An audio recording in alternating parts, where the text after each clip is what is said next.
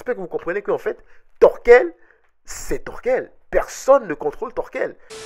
Non, mais en vrai, de vrai, genre, il y a Glow Up et Glow Up. Et les potos, on se retrouve aujourd'hui pour la revue de l'épisode 5 de Vinland Saga. Déjà, l'épisode avait vraiment pris un format narratif dans lequel, en fait, on nous racontait un événement historique qui se passait.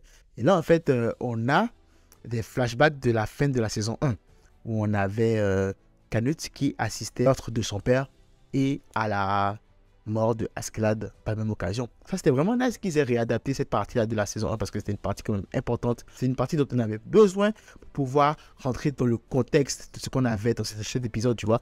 T'as Canute qu'on nous montre désormais. Mais le mec, il a changé, c'est incroyable. En fait, il est d'un sang-froid légendaire. En mode, rien ne le stresse maintenant.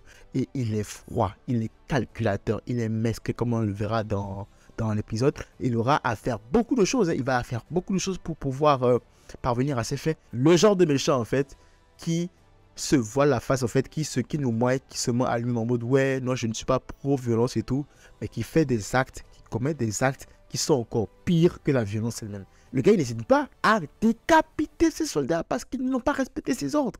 C'est juste incroyable, en fait, quand on y repense. Quand tu ne fais pas ce qu'il veut, alors là, en vrai, c'est bon. Toi, t'es bon pour la poubelle, là, directement. Et surtout, on a vu comment est-ce qu'il a mis Torkel dans sa poche, si je peux le dire comme ça. Même si on remarquera aussi que dans l'épisode que les deux n'ont pas la même vision. Torkel, c'est quelqu'un qui veut conquérir par la guerre, mais Knut, lui, veut plus conquérir par des stratagèmes, par des manières un peu pas très orthodoxes, tu vois. Et donc, déjà, props à Knut, parce qu'en plus, au Glow Up, il a réussi à avoir Torkel comme général. J'espère que vous comprenez qu'en fait, Torkel, c'est Torkel. Personne ne contrôle Torkel. Et de là à voir que Knut est un chef et donne des ordres à Torkel, en mode en fait, Torkel est un seigneur de guerre sous Knut. Et Torkel nous dit, voilà, en fait, il est avec Knut parce qu'il veut voir ce qu'il va devenir. Knut, quand même, a réussi à amadouer Torkel. Knut est celui qui pacifie, ouais, parce que Knut va beaucoup utiliser cette expression-là pour dévier, pour changer de sens à ce qu'il fait, parce que pour lui, il ne fait pas la guerre, il ne conquiert pas des terres par la force. Pour lui, ce qu'il fait, c'est qu'il pacifie les terres. Parce que Knut a comme ambition aussi de prendre le trône de l'Angleterre. Donc dans cet épisode, on va voir en fait comment est-ce que Knut a fait pour pouvoir prendre le trône d'Angleterre et en faire sans le minimum de sang possible. Et c'est là qu'il y a vraiment une friction avec Torkel parce qu'eux, ils ont des idéologies différentes. Et là, tu as Torkel qui rappelle à Knut que le chemin qu'il a pris, c'est un chemin de sang. Et que peu importe ce qu'il fait, peu importe, il peut sauter sur vents et marées, il peut faire n'importe quoi. C'est déjà acté. Il va verser du sang. Il y aura du sang sur son chemin. Il peut se mentir à lui-même. Il empruntera un chemin de sang qu'il veuille ou veuille pas. Il est déjà dessus. Et donc, en fait, il n'y a plus de retour en arrière. De la même manière que Askeladd. D'ailleurs, Askeladd, que ça fait plaisir de voir dans le flashback de la fête de la saison 1. Et donc, on revient sur l'épopée de Knut. Knut, qui avait un rival, on a vu dans l'épisode un rival avec qui il se battait pour le royaume d'Angleterre. Et du coup, il est passé par des trucs, par des mesquineries, jusqu'il allait même proposer à un des serviteurs proches de son rival. Et il lui a dit, vas-y, je te donne cette terre-là et en échange, tu trahis ton roi pour moi. C'est un gars, il a maîtrisé l'art de manipuler. Et genre, même quand le gars avait refusé, quand le gars n'était pas chaud, quand le gars ne voulait pas du tout, Knut a exercé un moyen de pression incroyable. Il lui a dit en bout, en fait, tu fais genre le gros dos et tout, mais j'ai déjà conquis la merci. Je vois pas pourquoi tu te poses encore à moi. Accepte-moi. Donc, finalement, il a réussi à faire plier même l'un des plus grands serviteurs du roi à l'époque. Et c'est ce qui a fait que Knut a pu réussir à monter sur le trône d'Angleterre parce que et le roi de l'époque est mort de conséquences mystérieuses et aussi son successeur, son fils, est aussi mort de conséquences mystérieuses. Et c'est ça, et en fait, tout ça, c'est l'œuvre de Knut. Ça nous montre un peu quel genre de roi Knut est. C'est un gars, en fait, qui ne recule devant rien pour avoir ce qu'il veut, mais il essaye au maximum, enfin, c'est ce qui se dit pour dormir la conscience tranquille.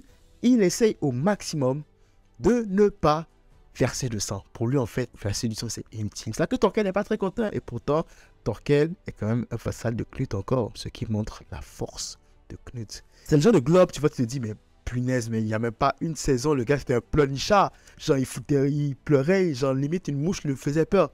Et maintenant, le voilà comme ça, Donc c'est ça, donc c'est un très bon épisode. Très bon épisode avec les petites narrations qu'il y a derrière. On a vraiment vu comment est-ce que Knut est parti de meneur de quelques hommes à conquérir les terres principales d'Angleterre jusqu'à utiliser de manière pas très catholique pour se hisser au sommet de la hiérarchie et devenir roi d'Angleterre. C'est ça qui fait la beauté de cette deuxième saison de Vinland Saga et de l'œuvre en général. Parce qu'on va là maintenant, on va suivre deux personnages qui sont en train de faire vraiment le chemin inverse l'un vers l'autre. Thorfinn qui quitte la voie de sang pour aller vers une voie de paix et Knut qui quitte un chemin de paix pour s'engager sur une voie sanglante, mais sur une voie remplie de trahison, de massacres et tout le reste. Donc ce sera vraiment intéressant de voir ça parce que c'est sûr qu'à un moment donné, le chemin va se croiser. Qu'est-ce qui va se passer? Qu'est-ce qu'ils vont se dire? On va suivre l'histoire de Thorfinn et de Knut. Deux personnages qui ont beaucoup de points en commun et que tout oppose. En fait, limite, c'est des frères spirituels en fait. Parce que les deux ont vu leur vie bouleversée par les actes d'un seul homme, Askeladd.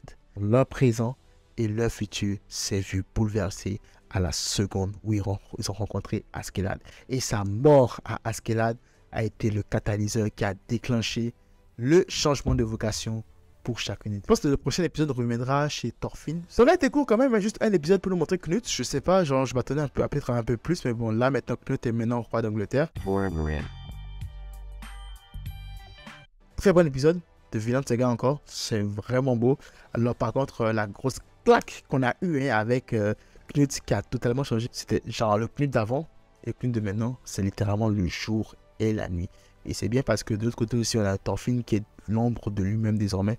Donc ce serait intéressant de voir comment ces deux personnages-là vont évoluer dans une voie qui était totalement différente de ce à quoi ils étaient habitués avant. Voilà, c'était tout cette petite revue de l'épisode 5 de Vinland Saga. Franchement, c'était un épisode génial. Si tu as aimé la revue, n'hésite pas à liker et laisser un commentaire, ça fait plus plaisir. Si tu n'es pas encore abonné, abonne-toi, ça me fait encore méga plaisir. On se retrouve très pour de nouvelles vidéos. D'ici là, prenez tout soin de vous et de vos proches. Que la force vous accompagne.